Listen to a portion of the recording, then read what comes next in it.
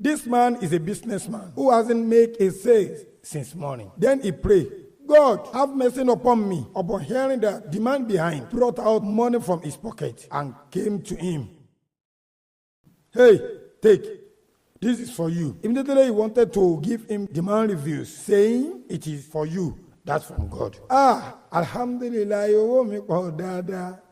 oh yeah. The man who dashed him money changed and came back as a beggar. Uncle, please help me. Help me from what God has given you. Will you get out from here? The little that I just got since morning is what you want to share with me. Get out. This is reality of life.